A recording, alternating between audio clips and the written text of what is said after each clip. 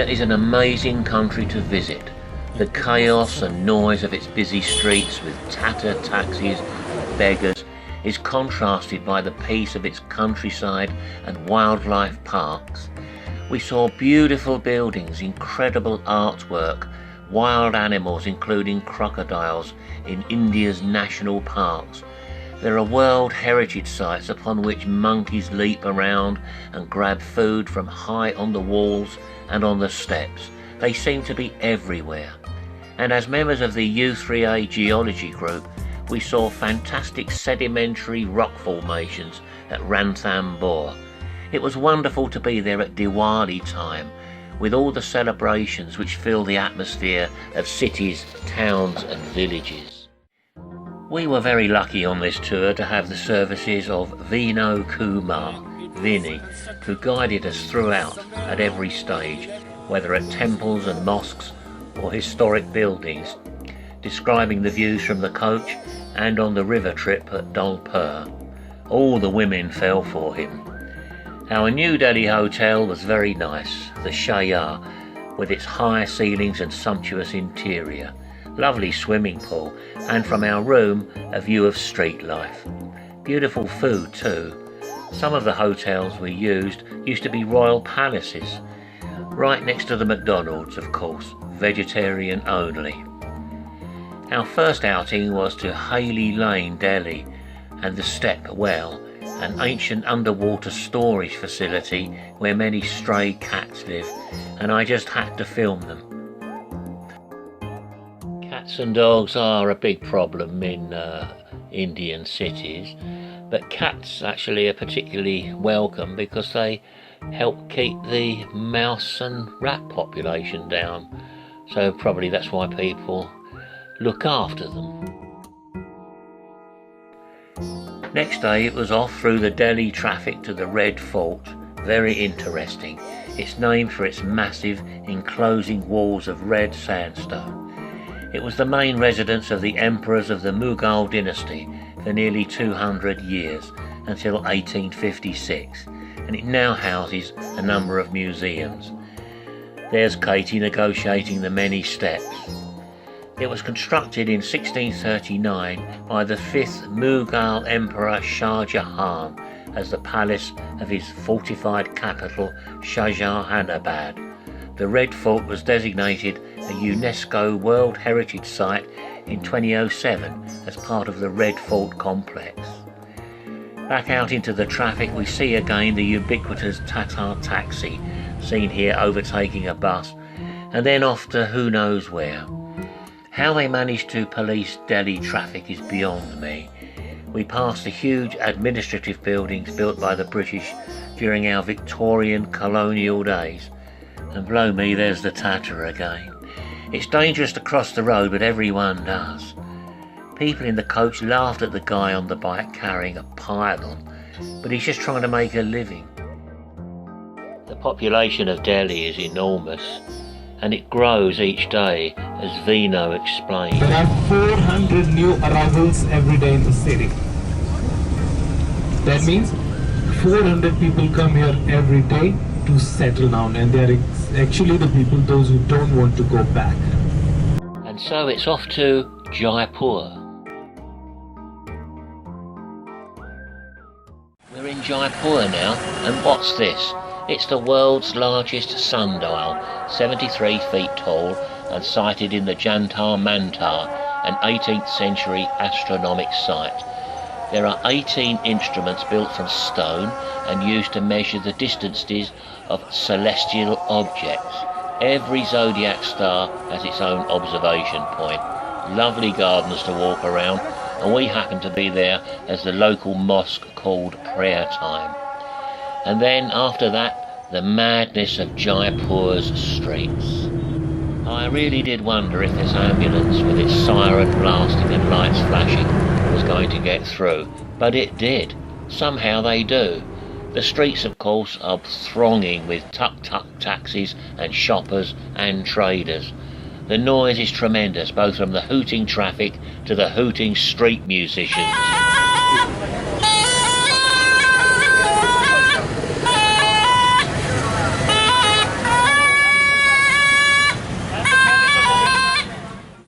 It's no exaggeration to say that trying to cross the road in Jaipur is like trying to cross the M25, and that's just in the slack times. And although the traffic regulations are as strict as those in any Western country, nobody appears to abide by them. And there are a tremendous number of accidents each day, usually involving motorcycles. Sometimes there are 4 or even 5 people, a whole family perhaps, riding on one motorbike. The pollution comes not from diesel, but from CNG, compressed natural gas, which most public transport runs on. It's supposed to reduce pollution, but actually makes it worse, which is why Delhi and Jaipur are among the most air-polluted cities on earth. The sad fact is that every child born in the very large Indian cities is guaranteed to develop asthma. They are trying to do something about it, but all this lovely fresh fruit and vegetable produce at the roadside is being covered with vehicle emissions, so God knows what's going into people's stomachs. But things get better for our lungs as we approach the Amber Hill Fort on the outskirts of Jaipur. What a beautiful monument this is. The Amber Fort, it's the Amber Fort at Jaipur. It's absolutely huge. It's a very hot sunny day here, and the date is November the 3rd. November the 3rd, 2018. And it's 9:20 in the morning. You see how very hot it is. It's not humid, it's dry heat, but it's very nice. The Amber Hill Fort, or Amber Palace, is located on a hill in Amber, Rajasthan, just 11 kilometres from the city of Jaipur, and it's a major tourist attraction built by Raja Man Singh. It's a scenic marvel. It stands on top of an easily scalable mountain and situated right next to the beautiful Mayota Lake. It has a majestic appearance, and its geographical advantages make it a special place to visit. It's also a fascinating blend of Hindu and Muslim architecture built using red sandstone and white marble. The palace complex of the Amber Fort has very many attractive apartments. The Amber Fort is associated with rich history which involves treachery and bloodshed. And there's Vino again explaining the fort's history. I think it's wonderful to go to these places, but I always bear in mind when I see hordes of tourists, of which we are 2, what damage tourism does. Like every other major attraction around the world, at the Taj Mahal, which we'll come to later, the Tower of London, the Eiffel Tower, pyramids at Giza, thousands of visitors make for litter, erosion, and a huge demand on resources such as catering and sanitation. 50 years ago, these places were as silent as libraries.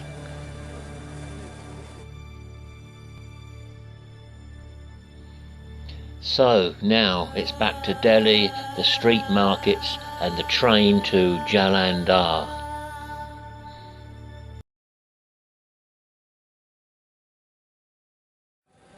We were offered a rickshaw ride around the old Delhi market, and it's a good way of seeing this part of the city, although rather demeaning for the rickshaw cyclists. It's not an easy job negotiating the narrow streets. As you can imagine, there's a high degree of competition amongst traders, and although some of these stores have been here for many years, they are basically static market stalls.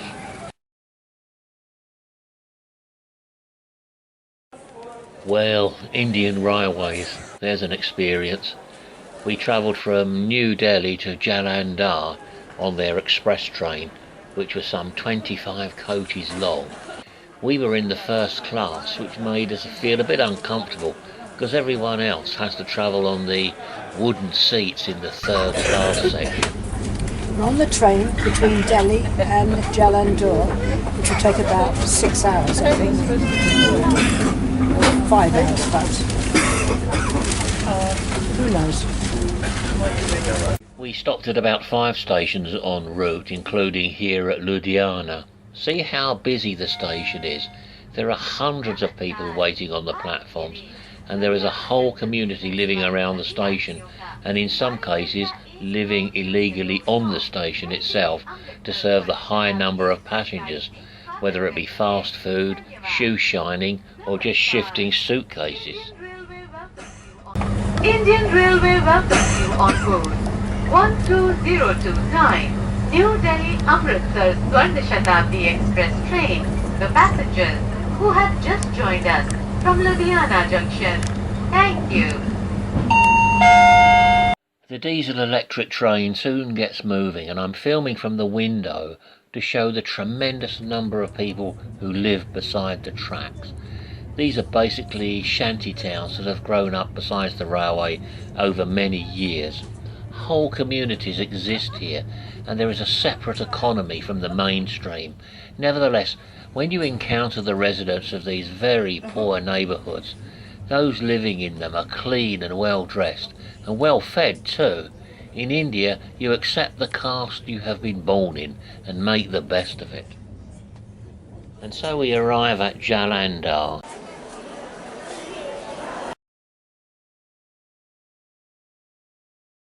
Here we are at Amritsar. This is the huge monument it is famous for, and of course a street beggar.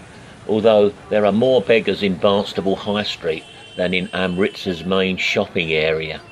This is the Jallianwala Bagh, a public garden that shames Britain, here at the site of the Amritsar massacre ordered by Colonel Robert Dyer. It took place on the 13th of April 1919, when troops of the British Indian Army fired rifles into a crowd of Indians who had gathered for a festival known as Baisakhi. The Jallianwala Bagh is a public garden, and the flame to commemorate the 379 men, women and children who died in the massacre burns continuously.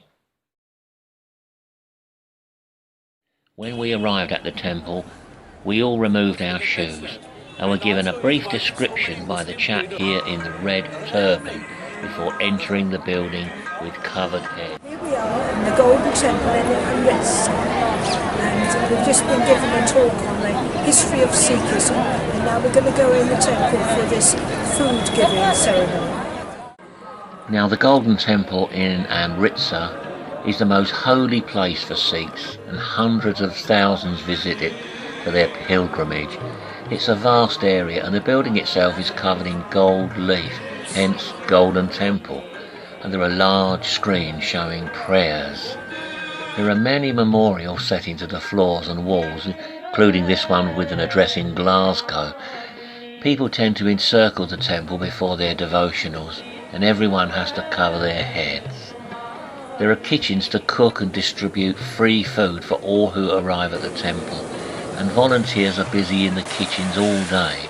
The noise in these kitchens is tremendous, with a clattering of pots and pans. Dozens of mainly ladies sit and make naan bread and other savouries, and all these meals are eaten from metal plates, for which there is a huge washing up section. You could call this fast food, but we didn't eat at the Golden Temple. Instead, we went to the other fast food joint, which is the Amritsar McDonald's, for a spicy bun and chips. This is where we stayed in Pragpur, the Judges Court Heritage Hotel, once the home of a high-ranking Indian government officer. Early in the morning, we walked down to the local village, which is a UNESCO heritage site. The swastika seen on this gate is a traditional Indian symbol seen everywhere, meaning peace.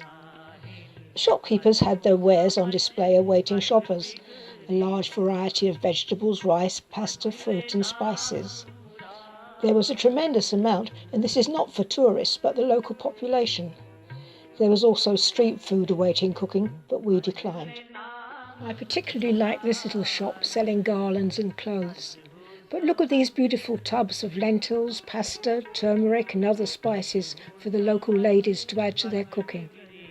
This shop deals in exotic clothing and fancy luggage. Very colourful. Just down the road is the Wilkinson-style household goods shop, is where you buy a bucket. Then, feeling hungry, we all trooped back to the hotel for breakfast.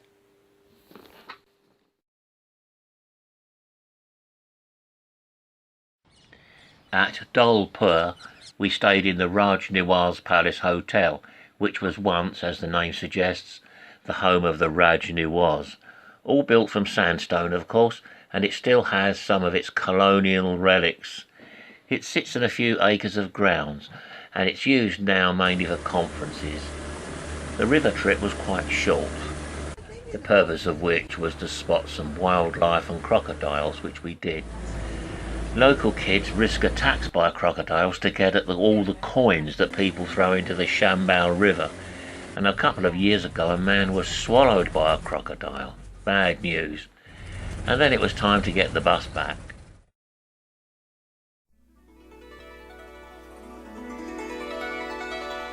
We're in Dharamshala, Himalaya Pradesh, and this is where the Dalai Lama lives. We're in the Ruin Peak Espresso in the Cloud Gange, where the Dalai Lama lives. Just having a cup of green tea. Very nice, very fresh. So basically the Dalai Lama is the main industry in this very high mountainous town in northern India at the foothills of the Himalayas. And look, there's the swastika again. The current Dalai Lama, he came from Tibet and he was given this land and the security, 1959. So it basically you can call it Tibetan government in exile, and that's where they are living. And approximately 20,000 people are living here, just these 20,000. Out of them about 10-11,000 Buddhists.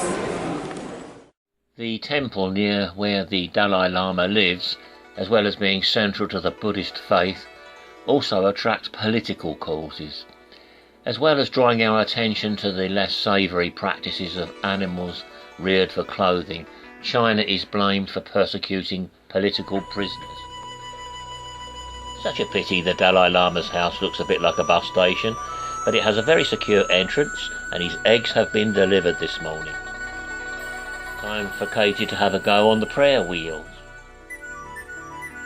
These are the prayer wheels, the Dalai Lama's residence. This is a very large prayer wheel that Katie is turning around. But these kids just don't take it seriously at all. We enjoyed our short stay in this lovely, picturesque little town, but then it was off to the India and Pakistan border for the spectacular but aggressive ceremony performed each day.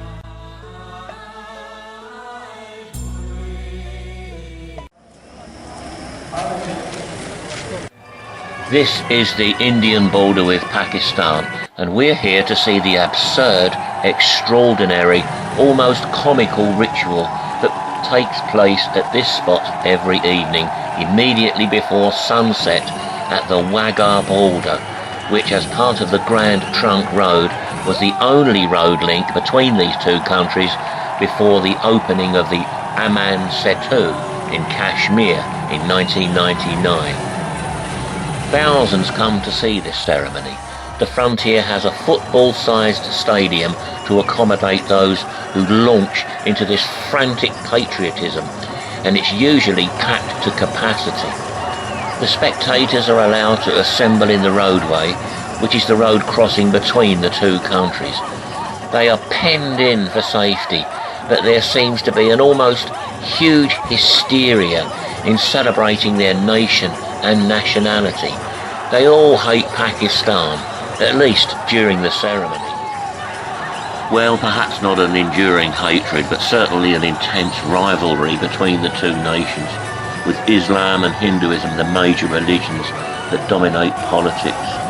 Unfortunately, we have to look to Britain and our role in partitioning India, which has created a legacy of distrust.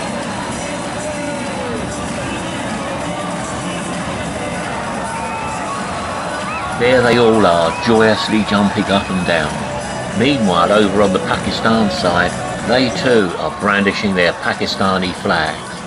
The soldiers march in separate groups to the border with impressive precision.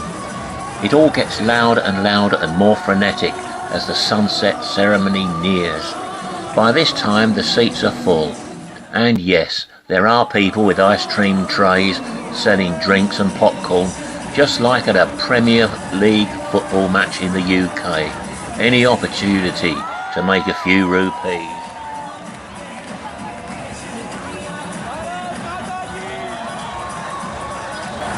All these people have to be dispersed before the troop movements can start, and obviously they are very well practiced at clearing the way. There's lots of posturing and military style saluting. But just look at the Pakistani guy, how pompous and aggressive he is trying to be. It is all theatre, of course, filled with aggression and spectacle, but there are tensions between India and Pakistan and occasional skirmishes between their forces, both on nuclear powers, and are well aware of the consequences of what could go wrong if the two countries went to war against each other.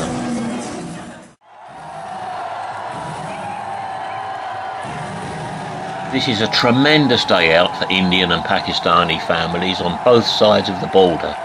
They all return home afterwards with a feeling of superiority over the other side. The ceremony is really quite enjoyable, if somewhat bemusing. Can you imagine this happening at Calais or Dover? At the end of it all, the military steps down and the border security force goes back to its normal duties of letting cars and lorries through the border, and then it goes very quiet, just like an ordinary border between two countries. We are so glad we visited India, and it was wonderful to see the Taj Mahal. It wasn't so much of a holiday as a cultural tour, during which we learned a lot about life on the streets, food, religion and politics of the country. We met so many very interesting people, and as it was Diwali, saw and heard all the little embellishments that homes and hotels decorate their premises with, as well as the fireworks. We saw carpets and ceramics being made, and some amazing sights both in the cities and rural life. We'd like to go back, and hopefully this year. Thank you for watching our little travelogue, and hope to see you soon. Happy